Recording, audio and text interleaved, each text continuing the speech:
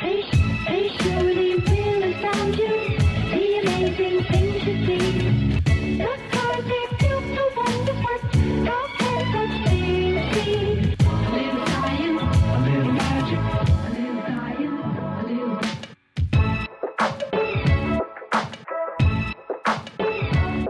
So that happened. Welcome. Two. Here's Where things get weird. starring me, Harmony. And me, Jackie. Do we dab now? We can dab. No, we gotta do it fast. You can't slow dab. I'm getting ready. Okay. You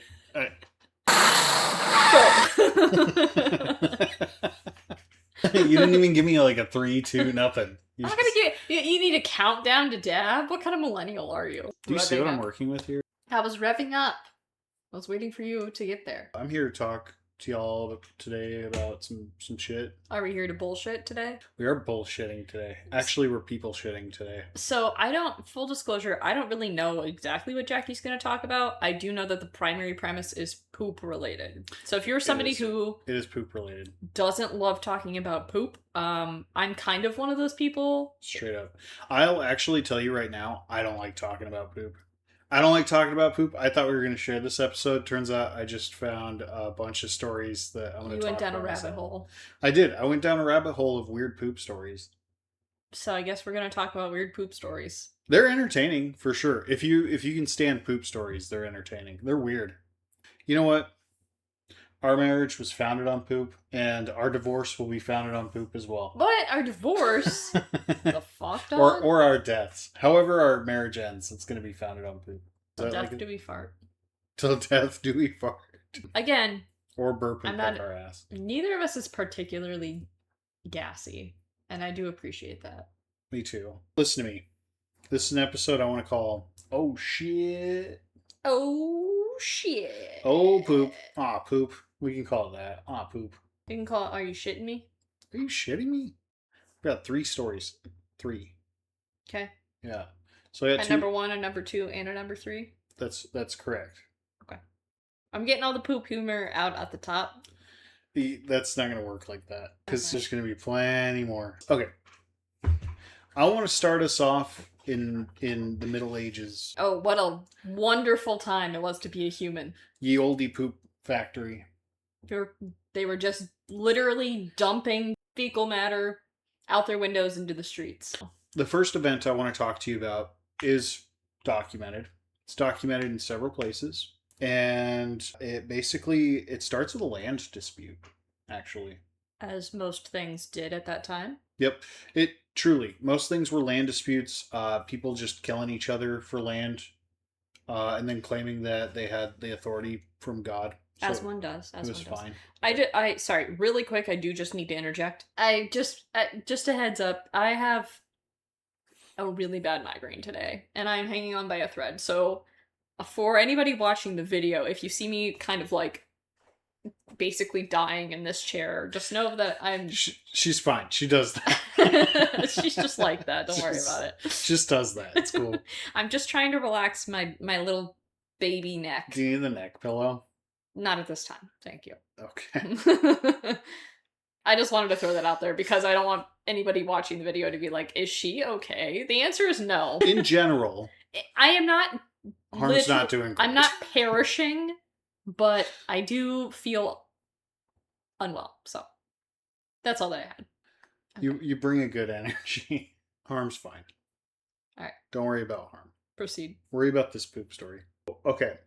Middle Ages. There's a land dispute, which is very common at this time, right? People are all, like just fighting over, kingdoms and whose is what, and somebody's king for a little while. That means this guy gets this piece of land. Then that guy dies. A different guy takes over as king. That means this other guy gets this piece of land. It's all about who's in favor of who, right? And we see a lot of that. So this story begins as a land dispute, as many stories from that time. Thrilling. Between Landgrave, which is a title. I didn't realize Landgrave was a title. It's similar to a duke, if you're curious. Landgrave is a bananas title. It's pretty cool, honestly. I kind of like it. What is it? What does it even mean? It's basically like being a duke. Yeah, but like... It means that you're entitled to like that. You can die on that land. You can die on that land, and you're also entitled to be in charge of a certain portion of land under a king, I think. Land dispute between Landgrave Louis III, and he is of Thuringia. Thuringia? Apparently is the land where he's from. Okay. And Archbishop Conrad of Mainz. Okay. So our two main characters here are Landgrave Louis III. I'll probably call him Landgrave Louis, or I might call him Louis III. Landgrave Louis III of Thuringia. And then we also have Archbishop Conrad of Mainz, who I'll probably just call Archbishop Conrad. What present day area is this supposed to be? This is Germany. This is Germany. Okay. Yep, we're in Germany. What does that look like? Well, it looks like one guy says the land's his, the other guy says, no, it's mine. Both dudes have a bunch of people under their rulership, I guess. And those people will periodically find each other on the land and both be like, no, this is his land. No, this is Archbishop's land. And then they beat each other up and kill each other until somebody wins and they go, see, it's our land. Yeah, as one does. And that just keeps happening. And so on for the next literally 1,000 years. It just keeps happening. Mm-hmm. More dudes show up, they kill each other. Whoever wins, they get to say, see, it's ours. Mm-hmm. Until it gets so bad, because keep in mind, these guys are on the same side. Like Archbishop Conrad and Louis III, mm-hmm. Landgrave Louis, they're under the same kingdom. But like, this is what people did for power. Their feud got so hostile that eventually the Holy Roman Empire had to step in and do something about it. Not the heathen Roman Empire. That didn't exist. So be a lot cooler if it did. Anyway, Henry VI, King Henry, had to come step in. That's what a king does. Sure. They settle land disputes. King Henry VI, who was king of Germany at that time, he was 18, by the way. Not only was he king of Germany, he had been for a long time. He had been king of Germany since he was 4 years old. That's just... I was thinking about that today. Can you imagine your king being 4 years old? Can you imagine being 4 years old and having no idea what that even means? The concept of royalty is... Yeah, well, it's the Holy Roman Empire. So what are you going to do? Well, it fell. So it did.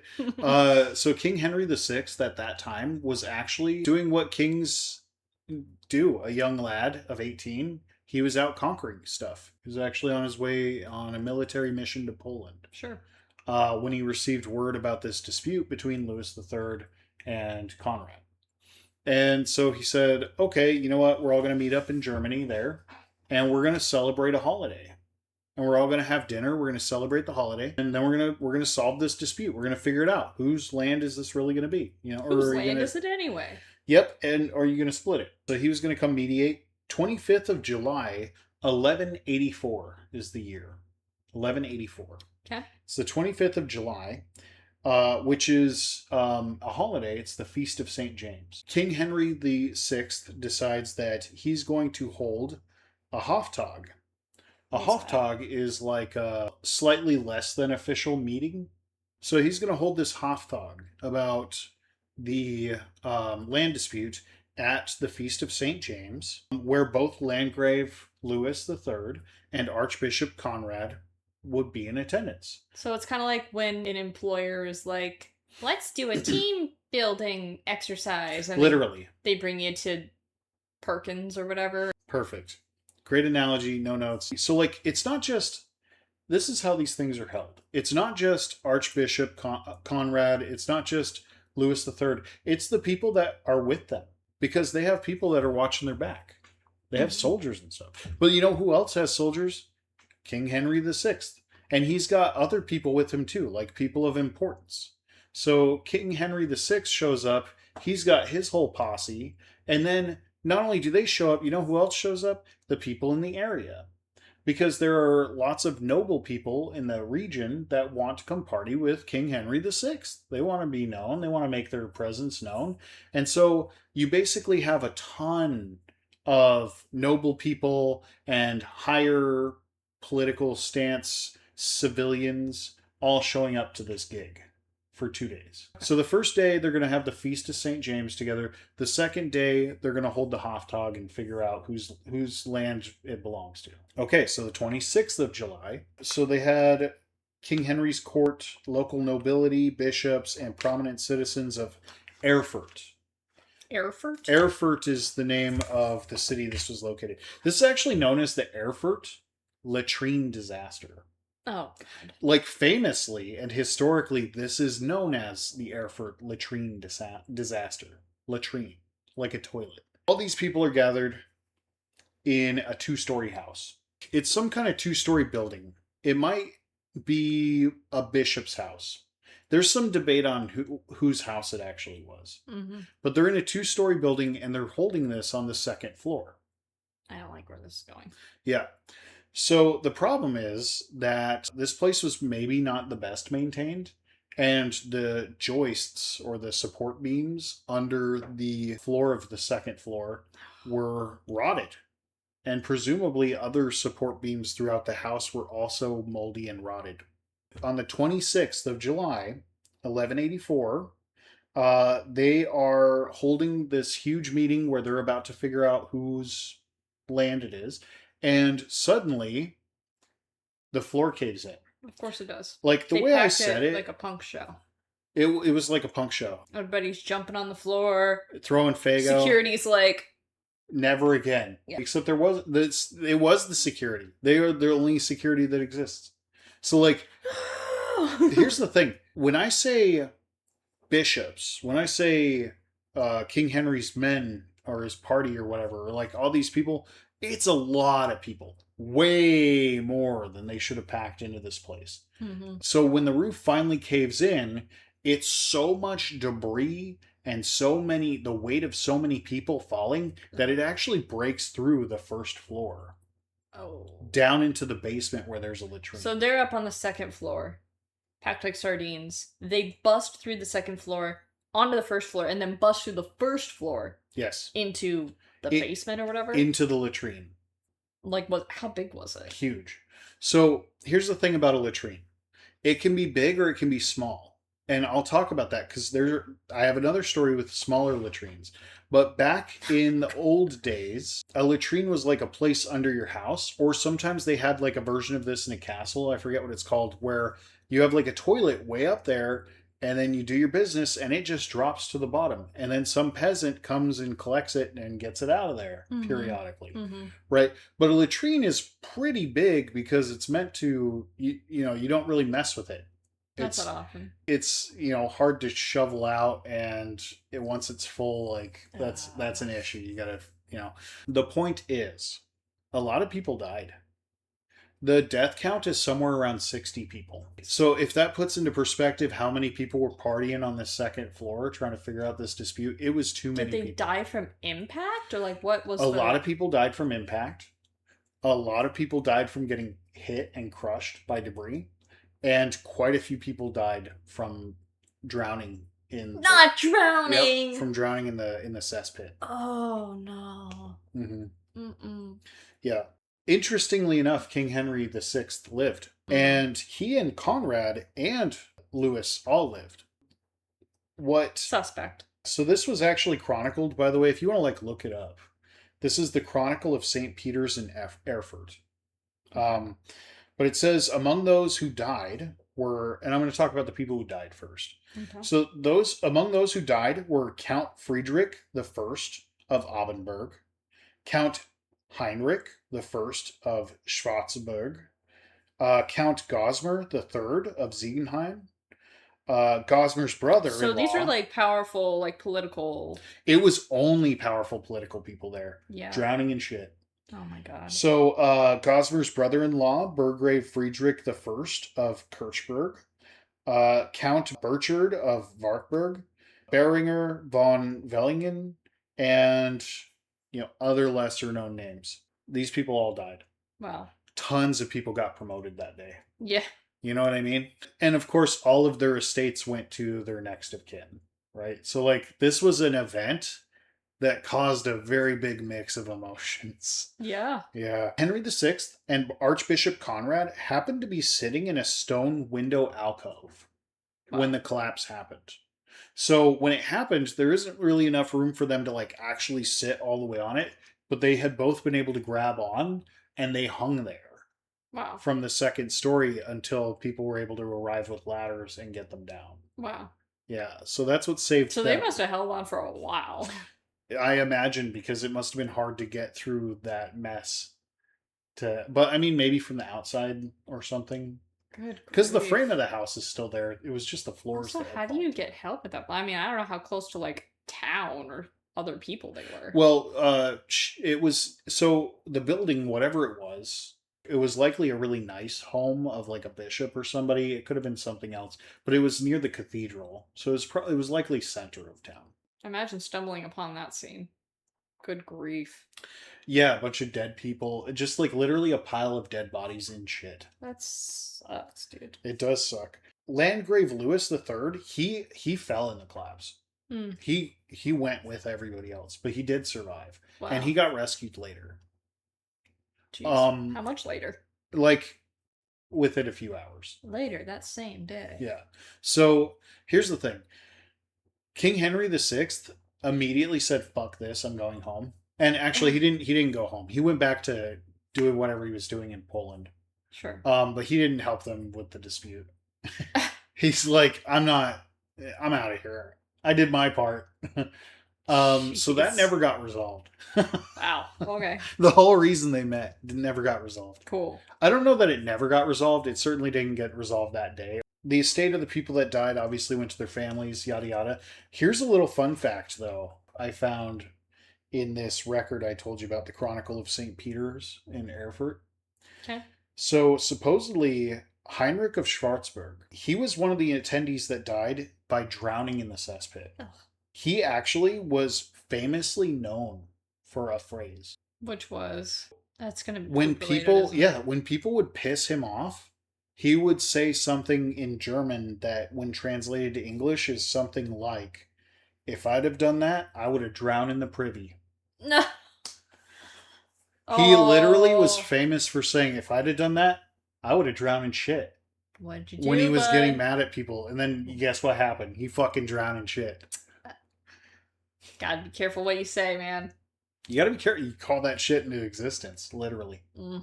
So that's my first story. That was the Erfurt latrine disaster. I'm exhausted by how horrifying that was. What a poozaster. This guy stinks. Well, do you want to talk about that at all? Do you have any thoughts, prayers? All of them. It's a lot of nobility died that day in a really shitty way. You know, you gotta assume that a lot of those people were probably kind of shitty people. Oh, yeah. So, I'm not saying they had it coming. I'm just saying, at least it wasn't just a bunch of... God acts in mysterious ways. Yeah, I mean, maybe... Listen. I don't know. Not saying they had it coming, just saying... If they were really cool, I feel bad. But I kind of feel like they... If they were really cool, that sucks. If they weren't very cool, not my problem. It's not anybody's problem now. That was 1,000 years ago, so... Yeah, okay, can we talk about that for a minute? What? Poo's been a problem for a lot of years. In case you don't know, these are all going to be old stories, and you're going to get clued into the fact that plumbing is a modern invention. Good plumbing is like a modern thing that people did not have for a very long time. Man, I am grateful to have been born in this era. With flushing toilets? Hell yeah. Flushing toilets. Yeah, the flushing of toilets. So the invention of the flushing toilet for Queen Elizabeth, by the way. Good for her. Was a messed up thing that caused a lot of problems. Actually, the flushing toilet didn't take off for a long time. But I'll get to that later. That's actually my final story. Before that, I want to talk to you about something that's more of an anecdote. Okay. Not mine. This is an anecdote that's shared among the military. This event is specifically the Korean War. But people talk about this kind of thing throughout the Korean War and Vietnam. The event that I'm going to talk about is not documented anywhere. I mean, it's not that it's not documented anywhere. There's no like military document of it happening. Okay. But there is document of it happening anecdotally in journals. Sure. People who served in the military have talked about this happening. They would have to make camps. They would have to make those camps very quickly. Mm-hmm. And that required having a place to shit. Yeah. And so you would make a makeshift latrine. And the way that you would do that is usually with a barrel. Mm-hmm. So you would take a barrel, probably like an oil barrel or some sort of barrel, and you would cut it in half, and you'd throw one half in a hole, and you'd throw the other half in a different hole, and then you would get a bunch of wood together and you'd build a latrine over that barrel, Mm-hmm. right? Sure.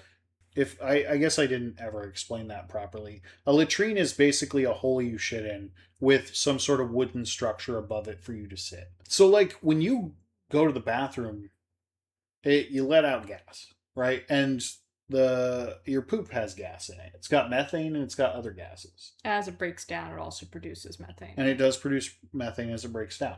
This is flammable, sure. Mm-hmm. Methane is like flammable, but the thing about poop is that it's like 75% water.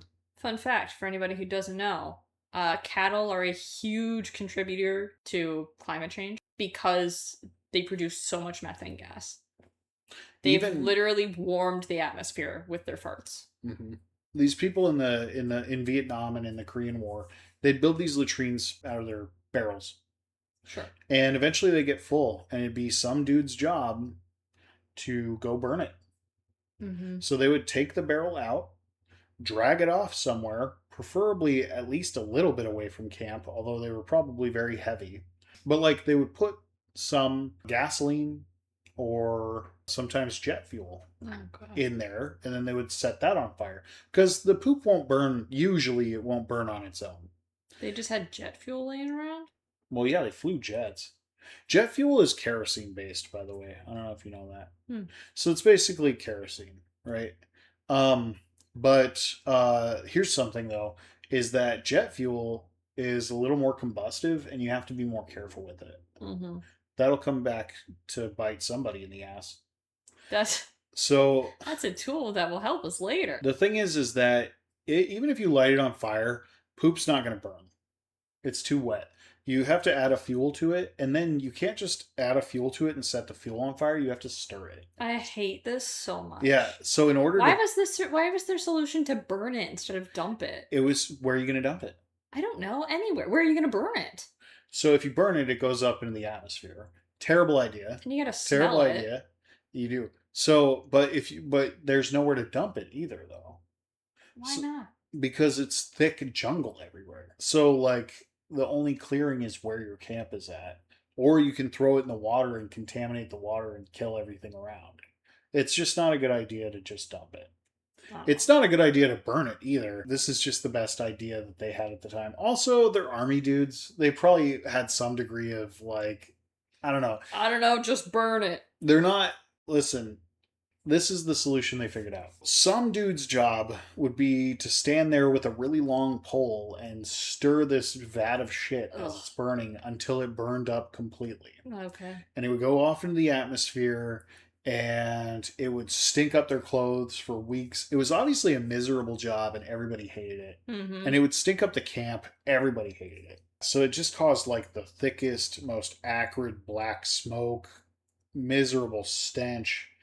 Stuck to their uniforms, permeated their skin probably, and occasionally these latrines would even be the targets of like sneak attacks. Obviously this is harmful for a number of reasons. For one thing, many veterans of these two wars had... Two wars? Two wars? Right now. War! We're in the midst of two wars! Had severe respiratory problems that are probably directly related to this. Oh no! Yeah, probably. And other chronic health conditions that are related to burning shit and breathing in burning feces. And it wasn't just feces; it's feces, it's jet fuel, and it's trash. Because it was common practice to throw your trash in the shitter. People would smoke on the shitter too, and they would chuck their cigarette butts in the shitter. They didn't ever worry that it was going to catch on fire because again, poop is like 75% water. It's really hard to get it to catch on fire. But like. Anyway, this practice has a name. It's aptly called burning the shitters. Yeah. Right? So this is like a common thing. People know about it, right? Sure. On occasion, some sort of miscalculation would happen. Mm-hmm. And a shitter would catch on fire while someone was on it. How? Cigarette butt? Could be a cigarette butt. Could be built up methane. Something like that. Like usually it's not enough to catch it on fire. But on occasion, something might happen. Or somebody could have put fuel in it. Getting ready to burn it, didn't burn it yet, somebody went in, did their business, and flicked their cigarette butt in on top of the, you know. Oh, boy, So on yeah. more than one occasion, there has been the person running out with their pants around their ankles. Probably the occasional prank or two as well. Oh, I'm sure. Supposedly, at some point during the Korean War, an event happened where, and again, there's no official record of this. This is just something a couple of people have talked about in their journals. Whether somebody had put jet fuel in the mix and put it at the same concentration as like gasoline or something, and they didn't realize it was way more potent. Something happened, and somebody went to the latrine, or maybe it was like built up methane. Again, they threw trash in here, right? So if you throw a big enough piece of trash in there that it's covering the poop, the methane's going to build up underneath that trash. Yeah. And as long as it's able to build up, you're essentially making like a combustible, right? Whatever the case was, something happened. Supposedly a latrine exploded and caused it to rain shit all over the camp. Yeah. Big grenade. Yep. Yeah, big poo grenade. Ugh. Yeah. God, can you imagine? I try not to. There's no record of like any serious death or injury. If this did happen, nobody got hurt. But it is a story that a few soldiers talked about. And occasionally people will talk about it. There's a chance that it's made up. And that it's just like a story that's told and passed down.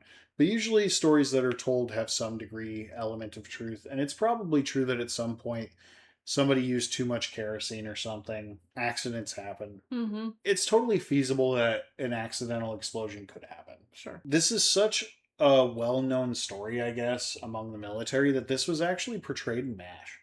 Oh, it was? Yeah, so they had like a version of this in an episode of MASH where a helicopter pilot known as Cowboy rigs a latrine to explode in order to get back at Lieutenant Colonel Henry Blake, who was inside of it. Gotcha. And so the bit is that the latrine explodes, everything's raining down around him, but he's fine, except he's just really embarrassed and he's got his pants down, right? Sure. Like, so he was taking a shit, latrine exploded. So MASH even like put this into one of their episodes. Sure. Right? Yeah. It's a good gag. It's a good gag. It's probably based on some sort of true story. Oh, maybe sure. it happened, maybe it didn't, maybe similar, but other things happened. I don't know. I'm almost certain it happened at least once. I mean, you have all the right components in place. Yeah. Yeah. Guys who like fire, guys who think that poop is funny, and guys that like explosions and have access to jet fuel. Yeah. Men at war. Men at war. Bored. Trying to blow stuff up. Tale as old as time. As old as time. Anyway, that's that story. Well, I hated that. Thank you. You're welcome. My job is to make my wife hate me. This next one is a much longer story. Big deuce to drop. This is a big deuce to drop. I'm feeling constipated. All right, so poo problems have been an issue for a very long time in human history. Probably ever since we forgot we could just go and shit by a tree. Even then, that was probably a problem on account of the predators and stuff. We haven't always been apex predators. We are, though. You take a poop, grab a rabbit, wipe. Don't say grab a rabbit and wipe. That's what our ancestors did. No, it's not. Ain't no way. Reminds me of this TikTok I saw. This girl, she was crying and she used her kitten to wipe her tears. I've seen that. That's so rude to get picked up and used as a tissue paper. If you're like made of hair and then somebody just like got you all wet. Well, here's the thing. If you are using your cat to wipe stuff off of you, you're just gonna end up covered in hair. That's disgusting. And if you have allergies, like, boy, that's the worst thing you could do. The last story is like, maybe it happened, maybe it didn't. I don't know. It's believable. This story definitely happened. Okay. This next story happened, and it is super well documented. Okay. In fact, it's so well documented that it is a historical feat. All right. This led to innovations. Cool. Yeah. So this next story happened in London, Mm-hmm. and it is known as the Great Stink. Not the Great Stink. The Great Stink of London. This led to a few things. It led to advancements in medical science, public sanitation, and architecture to a degree that was before just unfounded. All right. If you're listening to this podcast, I'd like to formally and publicly apologize to you right now. Nobody should be subjected to this. This is just wrong and inhumane. If you've made it this far, it's on you. It really is, though. It's if you're still listening, this is on you at this point, you know? I can't help you, okay? We literally, what are we going to do for you? There's nothing left. We can't do anything. Like, believe it or not, I didn't want to do this. Okay. I did not want to talk. I don't like talking about poop. I hate poop. But I'm glad that I found this story because this story is honestly kind of amazing. I'm ready. All right. Get into it. I feel like one of those commercials that just edges you the whole fucking time and it never actually gets to the point. You know, or like a TV or like show one or of something. those like one of those clickbait TikTok things. It's like, oh, you know what it is? Paternity court. oh, you know what I'm talking about? Yes. That's what I'm thinking. They're like, after the break, we're gonna tell you who if they're the father. The results are in. Yeah, and then they come back after the break, and then do they 20 just more bullshit. minutes, and then they it's don't tell you. Minutes. It's usually like 20 more seconds, and then they cut to another ad. And then they do another ad, and they're like, "We'll come back after the break, find out." And they just keep doing that. They just keep edging you, and then by the time you were so pissed off, you're about to change the channel. They're like, "Wait! You're not the father." So, an extra weird poop story involving me and starring my wife. Cut to a 90s sitcom style animation of us. And we have a kid, and then our kid is the poop. Our kid is Marceline. Marceline's our kid. Maybe the poop is like our pet. I don't know. Anyway. I hate this. I know. I hate this too. Alright. Why do I do this? On with the show. The Great Stink of London is what I was trying to tell you about this entire time. Really bad at getting to the point. So, listen. Not your strong suit. Here's where we're at. London, 17th century. Brick sewers are being built. Brick sewers? Yeah. So in London, 17th century, they're building brick sewers. And they're actually even covering portions of the Fleet and Walbrook rivers. Okay. And dedicating these portions of these rivers to their sewers. Okay. So these rivers are going to flush their sewage away. How does that work? Not well, I'll tell you that much. You like divert the water somehow into the... Okay. It's basically like this. Your water is being diverted into that portion of the river. Supposedly, the river will carry it away to the ocean. Oh, so you're not diverting water from the river. You're diverting things into the river. Yeah. Oh, that's you're taking some idea. water from the river, too. Well, that's a terrible idea. It's way worse idea than what I had in mind. You have no idea. You really have no idea. Oh, boy. So, here's the thing. 1856. By 1856, London had 360 sewers and around 200,000 cesspits. Okay. Many of the sewers were in a state of disrepair. They were leaking all over the place. And obviously that's going to cause problems. Because guess what? People fucking drink from the ground. And also the cesspits were problematic too. Because the cesspits were covered. And what did we talk about with methane? It can build up when it's covered, right? Mm-hmm. And so they would regularly catch on fire and explode. Okay. So the streets of London, mid-1800s, exploding with shit and catching on fire and getting everybody sick. Right? What a lovely place to be. Yes. In the early 19th... Explains so much about British people. So in the early 19th century, meaning like early 1800s, already serious improvements needed to be made in order to keep water flowing to the people of London. Sure. And by 1858, they began replacing their sewage pipes. Okay. Do you know what their sewage pipes were made of? Wood. They were made of wood. Can you imagine? A terrible instrument for water and sewage. Wood is not supposed to be submerged, for one. Yeah. Secondly, it's porous. It's like a sponge. No. It's what they had. Okay, well, so figure it out. By this time, 1858, they started replacing wood pipes with iron. Thank God for it. Better. It's much better. Sturdier. At least somewhat. The inclusion of iron pipes, along with the introduction of flushing toilets, the brand new fangled flushing toilet, as well as a population increase from 1 million people in the previous century. London had 1 million people in the 1700s. That's horrifying. Yes. To over... With these sewers? Yeah. Exactly. So at this time that they're trying to replace the pipes, it's futile because now they have 3 million people. Oh my God. Over 3 It million. had to just smell rancid. Terrible. Ugh. Absolutely everywhere. How is everybody not ill? It gets worse. People were getting ill all the time. Don't say it gets worse. It does. It gets so much worse. This also included outfalls from slaughterhouses and factories and other industrial activities. What does that mean? Is it just like they're chucking it out the window, or what do you mean outfall? Outfall, like, okay, let's say a slaughterhouse. Do you keep blood? Well, No. it's got to go somewhere. So what do you do with it? You wash it into the drain. Mm-hmm. Right? So you have poop and urine and drugs and blood and guts and animal whatevers. Vomit. And vomit and mold and all sorts of stuff just getting... Anyway, the point is, and with the population increase and the terrible infrastructure that they started off with, the problem is getting worse and worse. How did any humans survive this long? The outflow was straining this failing system, and it would either overflow or it would discharge directly into the Thames River. Oh, yep. Rancid. Michael Faraday. Do you know who that is? No. Michael Faraday is a very well-known, famous physicist. He's known, right, for all sorts of things in physics. Faraday cages are named after him. But so he's this famous scientist. He described the situation to The Times in 1855. He said the whole river was, for the time, a real sewer. The whole river, the Thames, was a real sewer. Where were they getting their drinking water? It wasn't from there, right?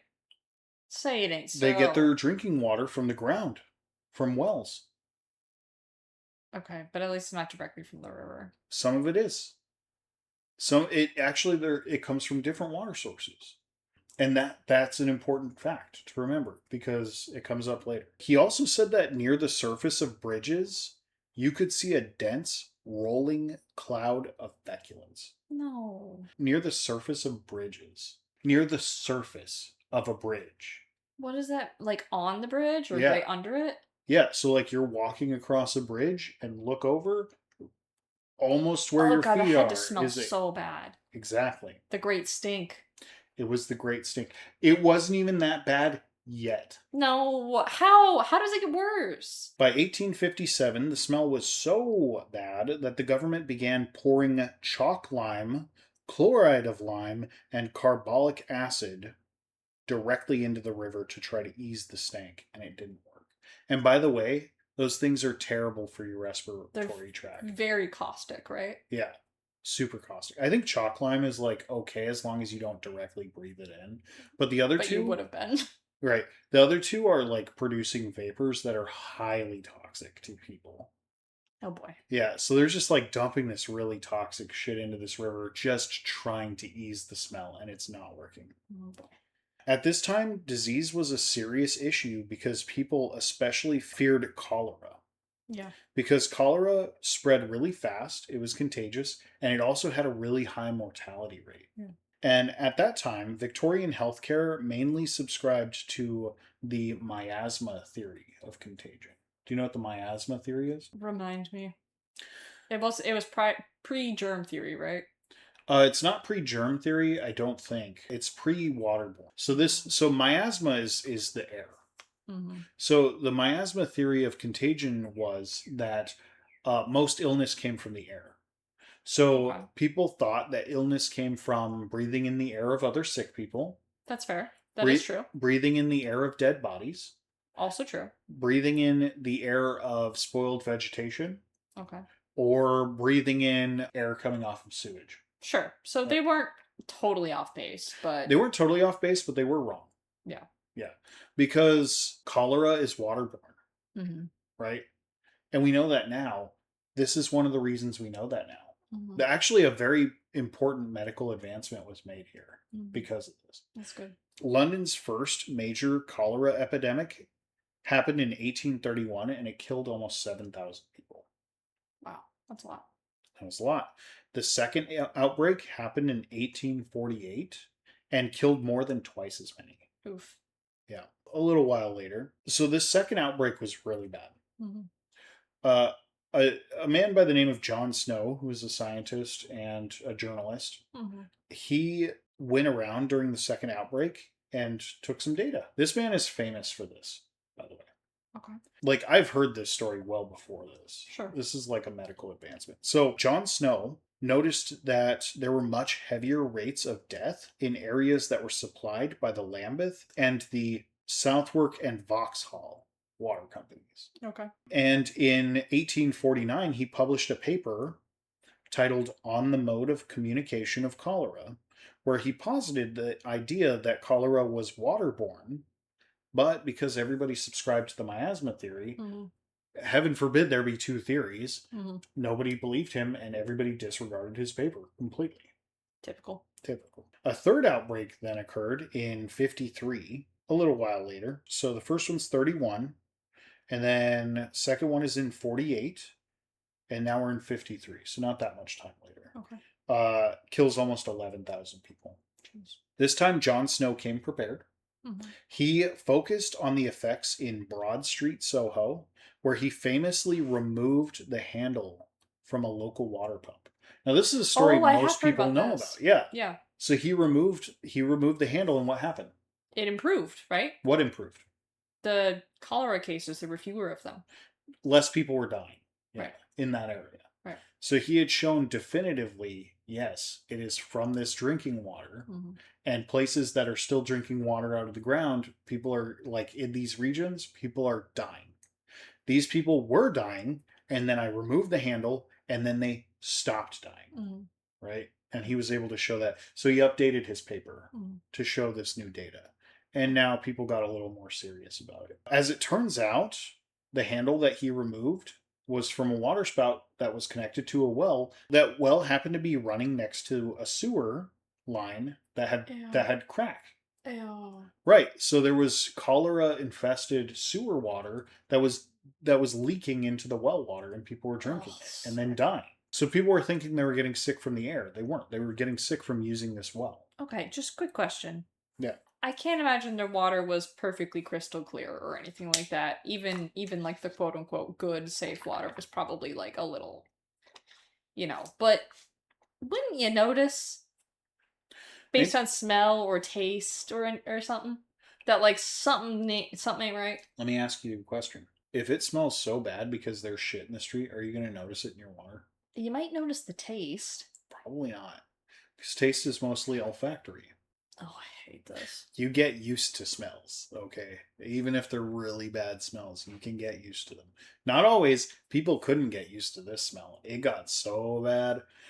Anyway, let's keep going. Okay. This is the big stink, the great stink. Obviously, he, Jon Snow, publishes his findings, updates his paper. We're going to backtrack just a little bit. 1844, just a few years before the second outbreak. It became law that any new house being built had to be connected to the sewer. It couldn't be connected to a cesspool. And in 1848, during the time of that outbreak, a new commission was built called the Metropolitan Commission of Sewers, MCS. This was the first time ever that full power and control all over the capital was granted to a sanitation service. They were granted full power and control over the capital because this was such a severe problem and it needed to be dealt with. So the MCS set out to remove all cesspools and connect them to sewers. So either they were getting rid of it or they were impacting it into the sewer. And since everybody was afraid of that miasma from the sewers spreading, Edwin Chadwick, one of the heads of MCS, and his successor, the pathologist John Simon, made sure that the sewers were flushed through regularly, which actually ended up becoming even more of a problem because it caused more sewage to be dumped into Thames. Yeah, I was going to say. So right now, they don't realize that having sewers is the problem. If you don't know that, having sewers is actually, it sucks. It does. Modern sewers work great. But at the time, sewers were a terrible idea, and cesspits were probably the better option. Was it just because they were prone to leakage, or like? Yeah, they would leak, they would break, they would pile up garbage, and that garbage would end up in the river, right? Which is what caused this problem. Right. Because London kept expanding and expanded way past where these outlets were. Yeah. So basically, these outlets are in the middle of town now. when London was at first a much smaller place, right? Mm-hmm. This is the issue. At least with a cesspit, you can keep it contained. Right. But with a sewer system, you're spreading it everywhere, right? And it's leaking, getting into people's well water and causing them to die in mass. So now you can see a bunch of problems leading to the Thames just getting overwhelmed with sewage. Mm-hmm. In 1849, the MCS appointed a man named Joseph Bazalgette. Okay. Or Bazalgette. I don't really know how to pronounce that. To the position of assistant surveyor. This was Bazalgette's first working position after a serious health breakdown, following a career in the railroad industry. These people were like sick. They had a lot of problems, I noticed. Like a lot of people. So, for instance, the stress from this position was so stressful that the guy who hired Joseph Bazalgette died a few years later, supposedly from the stress of this job. Wow. Yeah. And then Bazalgette got promoted to his job. Ooh, really quick, just from a sociological perspective, can we talk about why people were so prone to sickness? Other than the obvious, which is like sewers leaking and stuff. Sure. So, like, this was one of the first times in history in which this type of population density was happening, right? Mm-hmm. I mean, I'm sure there are obviously other places that reached a similar population density prior to this. Who had aqueducts? Who did aqueducts? Was that I can't Romans? remember. Might have been the Romans. Somebody... I know there are also like French drains. The French used drains for their cesspits, which returned groundwater. It returned water to the ground, which was useful for some things, but also spread sickness. Every civilization had sort of tackled this problem. We've had poo problems for a long time. Poo problems, yeah. But now it's more poo, more problems. It's white people. It's British people trying to figure this out, and boy oh boy. It's hard to do it when you're sick all the time. Well, it's that and the population density. So I was listening to something on Jack the Ripper the other day, and they were talking about the population density of the area that he was in. Around the same time. Around the same time. Yeah. That this was happening in London. I want to say it was a population of like 60,000 people living within like 0.16 of a mile or something like that. Like it was... That's too many people. It's outrageously people living on top of each other. And if you're not managing your sewage and stuff well, like you're hurting everybody. Yeah. And then it's like once it's mismanaged, everybody around you gets mismanaged, and it's like a spreading issue. Yeah. Yeah. Absolutely. Also goes without saying that we got other things like poverty and stuff. There's classes happening, right? Wealthier people obviously have access to like more space around them. Yeah. Right? and the poorer people are living like on top of each other, packed like sardines. So Joseph Bazalgette, he began to develop a more systematic plan for the sewers. Thank God. Yes. Thank God. In 1855, the Metropolitan Management Act replaced the commission with the Metropolitan Board of Works. MBW is now what we are. Same people, I think, for the most part, but a little rebrand. Which then took control of the sewers. So Bazalgette completed his plans the following year, providing for 3 small local sewers that drained into main outflow pipes. These plans also included pumping stations that moved sewage out east of the city. Okay. His plan allowed for an increase in population to 4.5 million, which was estimated to cost about 2.4 million pounds. I have other numbers later where I convert some of these to what they'd be today. I'm sure it's a lot. It's a lot. And to be clear, the guy his predecessor, the guy that died, his plan would have only been able to accommodate a population of 3 million, or maybe like so 3.5 million population, like barely any growth. So this guy Joseph was like, he really planned it out for the future, right? At least for the next like 100 years, maybe. So after presenting his plans to the board, many changes still had to be made. People didn't like them. You know, people were like, you didn't think about this. Did you think about that? You didn't think about the smell. You haven't thought of the smell, you bitch! Basically, this required considerably more effort and extended the sewers. They wanted to extend the sewers 15 more miles past where Bazalgette had planned. And that project cost was probably going to be around 5.4 million pounds. I don't know if you know this, but like 1800s England, that is too much money. Yeah. That is a lot of fucking money. By June of 1858, here we are. This is the year of the Great Stink.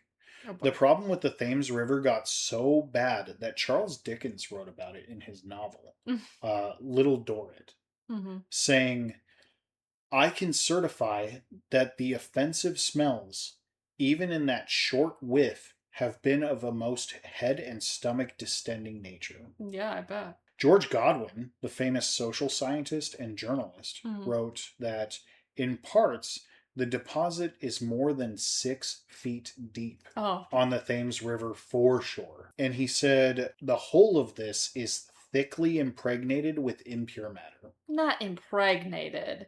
Any other word, please. There is something about the way that English people describe stuff that just seems so prim and proper, but it hits on a different level. Hit me with that sentence again. I'm going to say it again. So, George Godwin said, in parts, the deposit is more than 6 feet deep on the Thames foreshore, and the whole of this is thickly impregnated with impure matter. What is this impure matter? Impregnated is so vile. To make matters worse, here we're finally getting to the height of it. This is where it gets as bad as it's going to get. Okay, thank God. To make matters worse, the weather that year was particularly dry, which caused the Thames to drop and left all that waste along the shoreline. June temperatures also are no joke in London. At that time, they averaged around 34 to 36 degrees Celsius, which is 93 to 97 degrees Fahrenheit in the shade. Why is it so hot there? It's hot there. And it got up to 48 degrees Celsius or 118 degrees Fahrenheit in the sun. I don't think London gets that hot anymore. It did then. And I think it does on occasion now. The horrifying monstrosity happening in the Thames River potentially got up to 118 degrees Fahrenheit. Well, and as that stuff breaks down, it also heats the air around it up. Oh. Ugh. So that smell is permeating everything in London. How does London not still smell like that to this day? I've never been, so I don't know that it doesn't. That's fair. I feel like people would say something about it if it did. Unless they're used to it. Huh? Maybe London still has a particular smell. I don't know. Let's talk about Folks, this. weigh in. Weigh in. Let us know. Unless you're from London, in which case you don't know. You've been smelling it your whole life. No, I want you to weigh in. Tell me if you walk into an old building and you're like, something ain't right. I bet that happens a lot for a lot of different reasons. Yeah. So anyway, Queen Elizabeth and Prince Albert around that time tried to take a pleasure cruise on the Thames. Oh, please. Why? How? They immediately returned to shore because the smell was unbearable. I mean, yeah, they couldn't do it. No fucking shit. Yeah, no kidding. The city press began calling the event the Great Stink. And wrote in their paper that it stinks, and whoso once inhales the stink can never forget it, and can count himself lucky if he lives to remember it. This is vile. Pretty bad. Pretty bad. Another paper called it a pestiferous and typhus breeding abomination. Yeah, no shit, dude. Yes, shit, dude. Too much shit, dude. The Illustrated London News wrote in their leading article, we can colonize the remotest ends of the earth. We can conquer India. We can pay the interest on the most enormous debt ever contracted. We can spread our name. This is the most white people sentence you've ever read. We can spread our name and our fame and our fructifying wealth to every part of the world. But we cannot clean the River Thames. White people problems. They're saying they could literally do anything on earth except clean that river. I mean, yeah. How could you clean it when you have that many people shitting into it? Actively, constantly. All your garbage, everything industrial, everything's ending up in the Thames. And it's 6 fucking feet high. Who at on the any shore. Point, with any understanding. With a rolling cloud of feculence near the bridge. Near the How does anybody come to the conclusion that might be an okay idea? This is irritating my nose talking about this. I feel sick thinking about it. I hate this. In June, the stank was so bad that it affected Parliament. I mean, yeah. They couldn't hold their meetings. And they tried. They soaked their curtains, all their curtains on the building that were facing the side of the Thames, they soaked them in lime chloride. Again, very bad for you to breathe those vapors in. Very toxic. But they were soaking their curtains, hoping that any air coming in would smell like the chloride lime. But it didn't work. It didn't work even. It didn't even come close to working.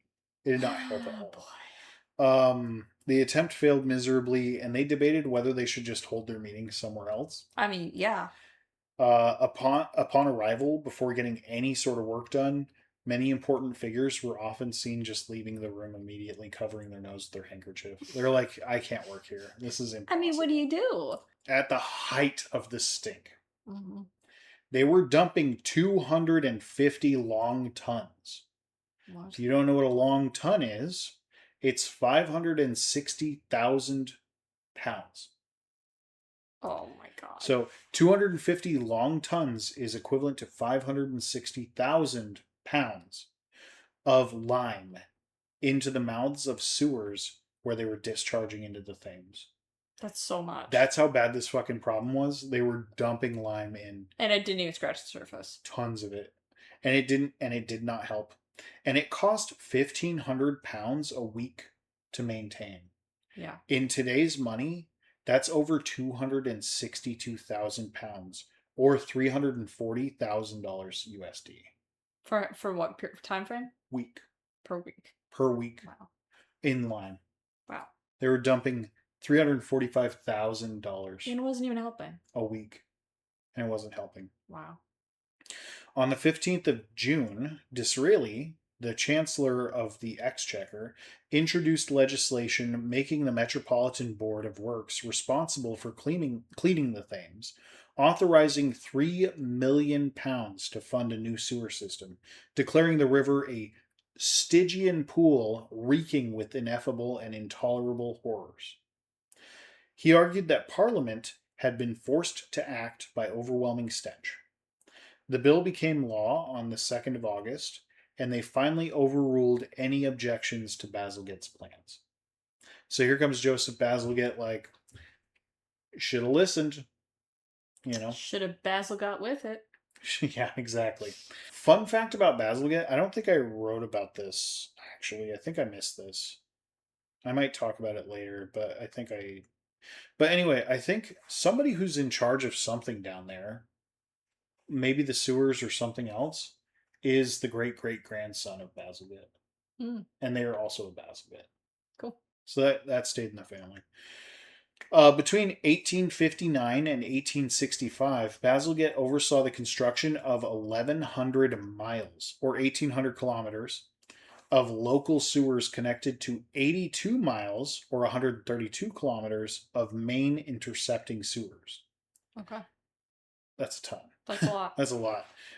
Because parts of London lay below the Thames high water level, he devised a system that actually pumped the sewage from low-lying areas into higher sewers, allowing it to flow eastward by gravity to the city's outfalls. That's good. I think it's something really wild. So like the slope is something like 2 inches per mile. Wow. So you like really can't even tell there's a slope, but it's enough. He has these pumps that'll pump the sewage up and then it drains down eastward, right? Okay. He made a contraption that is honestly a modern feat. Yeah. And it's written about, and he and his team were praised as heroes. Yeah. Like literally the architecture and everything was fantabulous. They actually even invented their own concrete just for this. Really? It was a problem that needed solving. Mm-hmm. I'll get into that. So Bazalgette insisted on using the stronger Portland cement, right? Okay. Because it was stronger, but it was also vulnerable to heat. What made it stronger? It just, I don't know. Something about Portland cement made it stronger. It's something about the sand composite or something. Yeah. But, vulnerable to heat is the problem. And sewage gets hot, by the way. I don't know if you know this. You can die in sewers. Like in New York City, I know that when everybody showers at the same time, that heat, convection, like builds up and it can actually boil you alive if you're in the sewer. Yeah. Like, things cannot survive in those sewers very well. And also, like we kind of touched on, as biological matter breaks down, it produces heat. A lot Like of the time. methane buildup produces, because gases essentially produce heat, especially under more and more pressure. Things get hotter under pressure, right? That's why manhole covers will sometimes fly off. Exactly, yeah. Yeah. And that's what was happening to the cesspits too in London earlier, right? So like, anyway, this Portland cement was stronger, but it was vulnerable to heat. So he introduced a rigorous quality control system that was described as elaborate and draconian by the historian Stephen Halliday. Draconian. Huh? You know what that means? Draconian? I've heard it before. I don't know what it means, to be honest. It means that it's a very strict set of rules that must be adhered to, or intense punishment is sure to follow. He and his team basically invented a whole new concrete. It sounded like they kind of fucking had to. They had to. So this concrete was not only strong, but it could resist intense heat. To make this concrete, you had to follow the most specific instructions. Because I don't know if you know this, but like pouring concrete is an art. It's very easy. Even when you mix the same batch the exact same way using the same materials, you can get two completely different batches of concrete. That's how much variability exists in concrete. So they needed to make sure that that variability did not happen. And they had to take very careful precaution to do so. Right. That's why you said it was draconian, right? Sure. Bazalgette's methods basically forced manufacturers to improve their production until they had invented this new concrete. And his massive sewer project was widely praised in the press as one of the greatest engineering achievements of the era. And the people that built it are described as heroes. Yeah, hell yeah. Anyway, however, it came with an enormous cost, which required an additional £1.2 million in funding in 1863. Sure. Probably end up saving a lot of money on dumping all that lime into the river, though. Yeah, no kidding. Just wasting all that. So the southern sewer system, serving London's less populated suburbs, was smaller and simpler part of the project, right? 3 main sewers converged at Deptford, where a pumping station lifted sewage 21 feet, or 6.4 meters, into the main outflow leading to the Crossness pumping station. Okay. There, 4 enormous steam-powered beam engines pumped the sewage into the Thames at high tide. And of course, this was happening outside of city limits too, which was really important. So did it not pump when it was low tide, or? No, they only ran it when it was high tide. Okay. They would pump it up into the station, but then they wouldn't pump it out of the station, I think. I see. The Romanesque station, designed by Joseph Bazalgette, and Charles Driver, became both an engineering and architectural landmark. And we should look up pictures of these. Yeah. We'll put them up here. We'll also put them up elsewhere. But quite literally, this architecture looks like a chapel or something. It's a work of art, truly. It's really pretty. It's so wildly beautiful and architecturally like magnificent that it almost becomes a joke. You know what I mean? Yeah. The irony of it. The irony of, because you're housing shit. It became an engineering and architectural landmark. The Crossness pumping station opened in April 1865, when then Prince of Wales Edward VII ceremonially started its engines. Cool. The event, attended by royalty, government officials, and church leaders, celebrated the completion and launch of London's southern outfall sewer system. After the successful completion of the sewer system, a member of the Metropolitan Board of Works, the MBW, proposed awarding Joseph Bazalgette a €6,000 bonus, which was at that time 3 times his yearly salary. Wow. So to put that into today's money, that is over £1 million. Good for him. In US dollars, that is well earned. And in US dollars, that's $1,331,000. Wow. And they also wanted to give another €4,000 to his assistants. Good. The bonus was never approved. What? Yeah. By who? Jerks the board. They never approved the bonus, and the proposal reflected the extraordinary public admiration for Bazalgette's work. The public literally regarded this guy as a hero. Yeah. As they should. And his team. They were all heroes. So the northern sewer system, however, served 2/3 of London's population and was a bitch to complete. fleet. I'm sure. Yeah. So it was way more difficult to build. Construction began in 1859, but crews faced crowded streets, canals, bridges, railway lines, labor strikes, harsh winters, Oh and boy. severe flooding. And in 1862, heavy rains caused part of the fleet sewer excavation to collapse into a nearby railroad construction site, which ruptured gas and water mains. Oh God. Yikes. There were issues Yeah. with the north side of town. Oh boy. How long did it take for them to get back on track? Yeah, it started in 59, and I don't know, we'll get there. Okay. So the northern system used three main sewers at high, mid, and low levels that converged at the Abbey Mills pumping station in Stratford. There, powerful pumps lifted the sewage to the lower level sewer 36 feet or 11 meters into the main outfall sewer, which carried it 5 miles east to Beckton. Like Crossness, the Abbey Mills pumping station was designed by Joseph Bazalgette and Charles Driver, and despite its purpose, the station featured an elaborate design with a grand dome and ornate architecture, leading critics to describe it as one of the most beautiful industrial buildings ever constructed. In 1864, 5 years after the beginning of the North Side, Joseph Bazalgette began building the Thames embankments to carry low-level sewers, constructing the Victoria, Chelsea, and Albert embankments. These works involved reclaiming over 52 acres, or 21 hectares, from the river by building walls on the foreshore and housing sewer pipes within them. The project cost about £1.71 million, which is almost 300 million today. Yeah. Or about 400 million USD. Wow. And also eased road congestion in central London. The Albert and Victoria sections were completed by 1869 and through 1870. So that's how long it took. It took about 11 years. With the Chelsea embankment finished in 1874. Okay. Bazalgette described the embankment project as one of the most difficult and complex undertakings of the MBW, obviously, and he was knighted shortly after the opening of the Chelsea embankment. By 1875, the western drainage system was fully completed and operational. The overall works used about 318 million bricks and 880,000 cubic yards, or 670,000 cubic meters, of concrete and mortar, with a total cost of roughly £6.5 million, which would be £1,136 million today, or about 1,506 million US dollars. Jesus.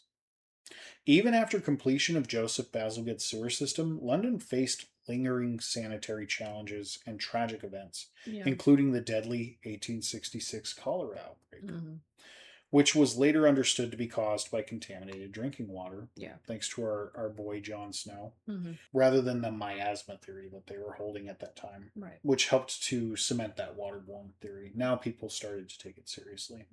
A later disaster, the 1878 Princess Alice collision, possibly indirectly caused by the sewage, although it may not have actually been caused by sewage. Right?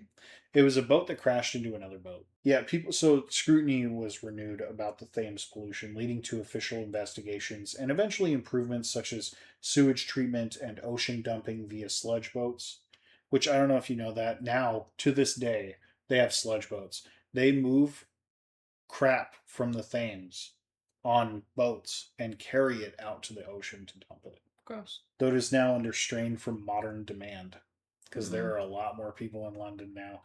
Bazalgette's work was so transformative that contemporaries and historians credit him with saving countless lives by fundamentally reshaping London's sanitation and public health. So is this their present day sewer system?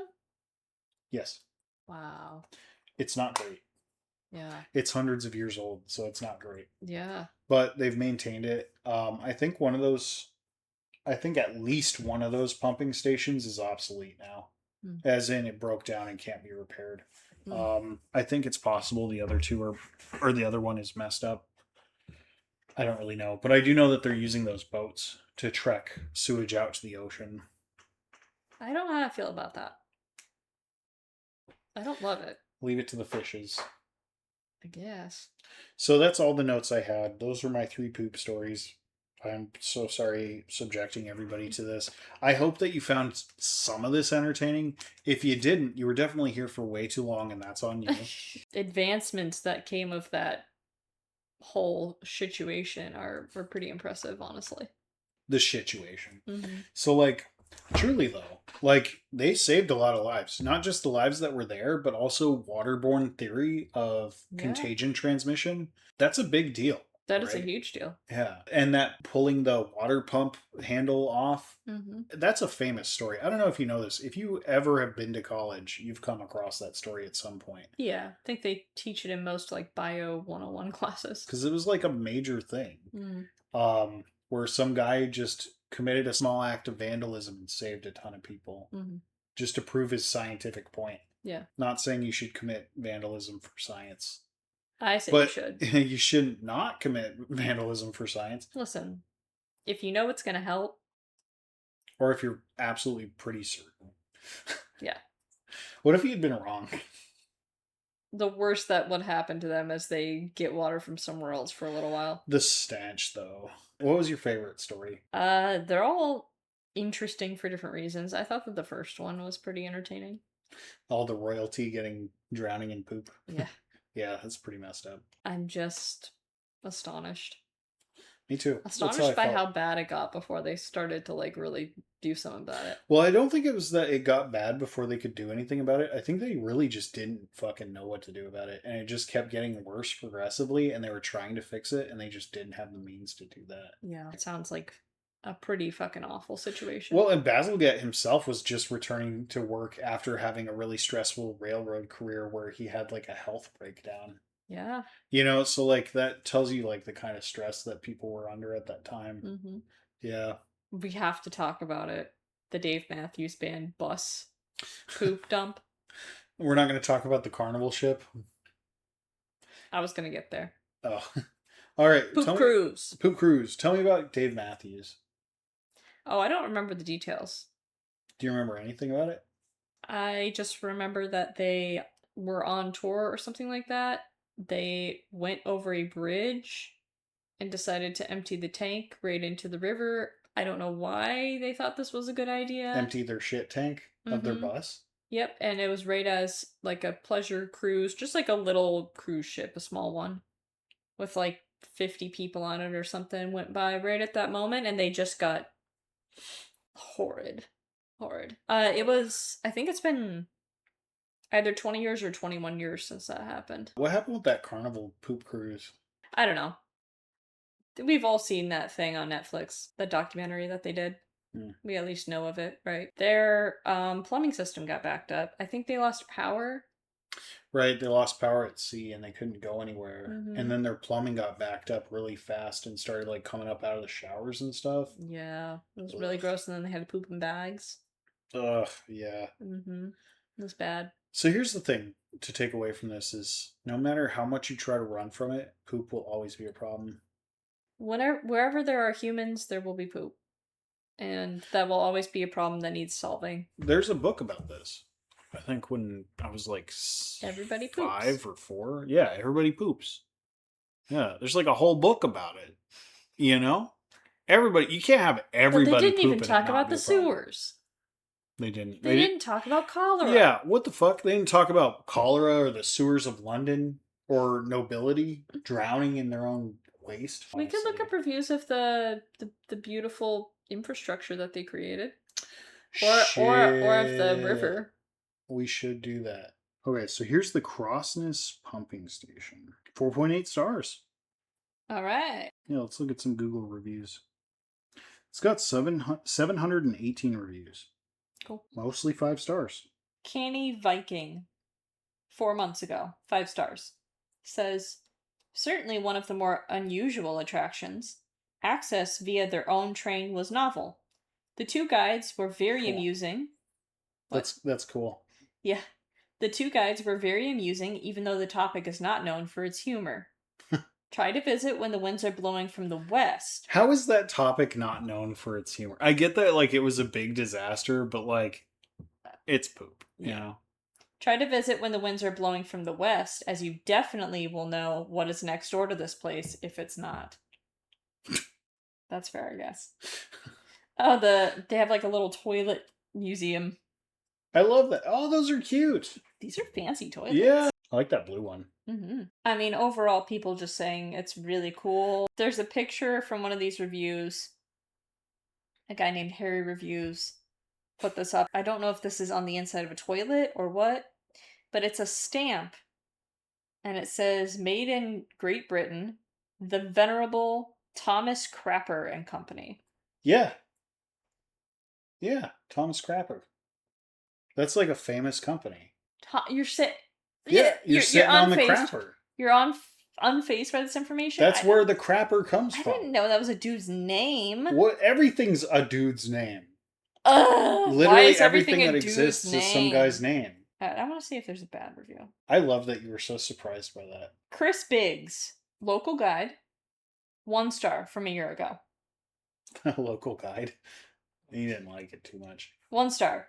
He says, the part of the site I went to was disgusting. Human waste everywhere. You don't say. Yeah, that was the problem. The pumping station responded a year ago.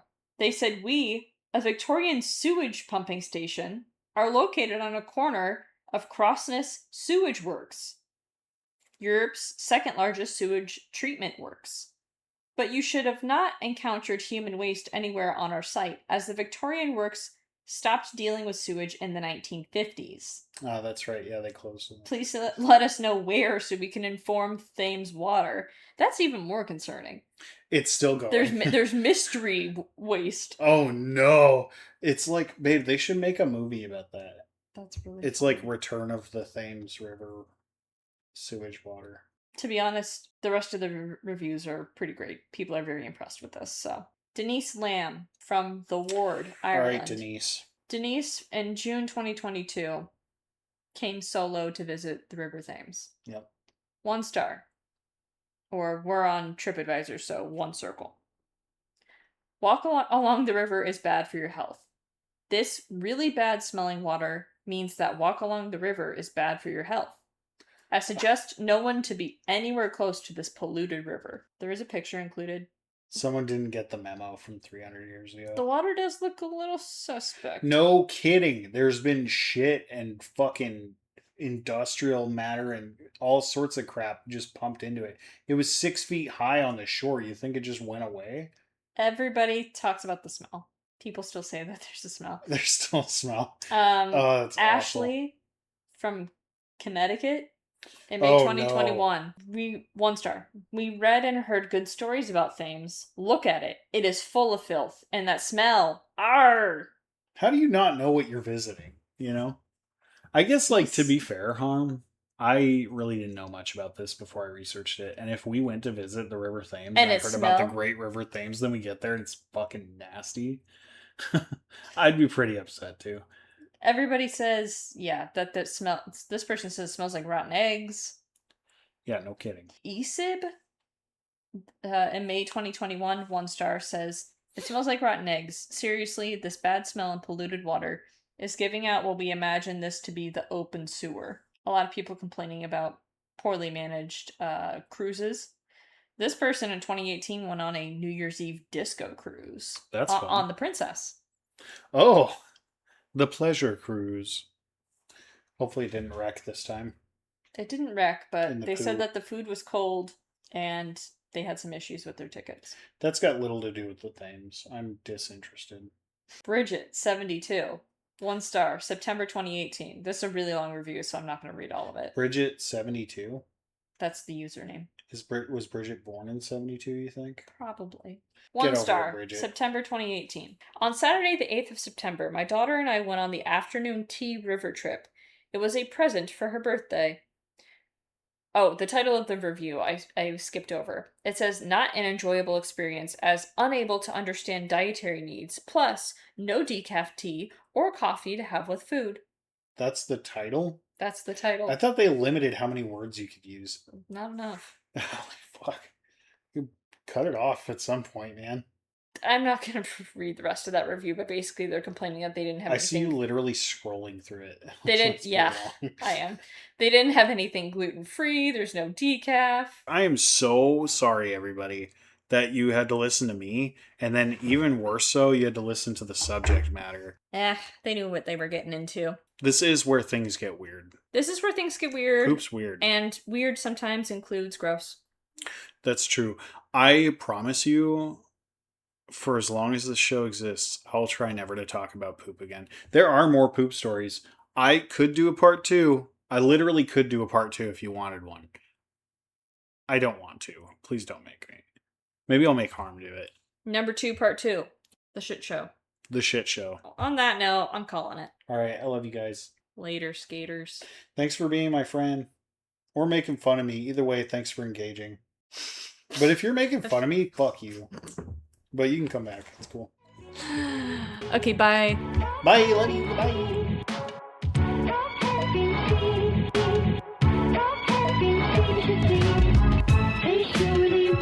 Hey, shorty, feel it found you. The amazing thing to see.